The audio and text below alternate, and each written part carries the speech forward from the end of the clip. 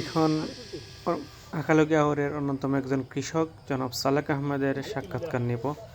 হাওরে প্রচুর জমি জমা আছে, সেখানে তিনি চাষাবাদ করে থাকেন। আমরা আপনারা এখন তাকে স্ক্রিনে দেখতে পাবেন। তার কাছ থেকে আমরা এবারের ক্ষেতের কিছু বর্ণনা নেওয়ার চেষ্টা করব। সালেক ভাই কেমন আছেন? ভালো ভালো ভালো। এবার কতটুকু জমি ক্ষেত করতেছেন? না জমি কতটুকু 8 কেয়ার খেত 8 কেয়ার। 8 কেয়ার। এই হালি কি আপনাদের? হ্যাঁ আমাদের আলি আমাদের। এই হালিতে কয় কেয়ার জমি ক্ষেত করতে পারবেন? ওই 2 কেয়ার দেব। 2 কেয়ার। 2 কেয়ার। 2 কেয়ারে ধান কেমন হবে? হ্যাঁ 2 কেয়ার 30 মণ হবে। এবার হাওরের ধান ফলন পরিবেশ সম্পর্কে একটু বলেন। না হাওরটা তো এবার খুবই খারাপ। হাওরও তোমাদের আমাদের এই পানি নাই কিছু নাই, কেমনে ক্ষতিগ্রস্ত হবে। অনেক জায়গাগুলা পড়ে থাকবে। যেগুলা মেশিন আছে এইগুলা ক্ষেত হবে, যেগুলা মেশিন নাই এগুলা ক্ষেত হবে না। দেখি উঠছে নি।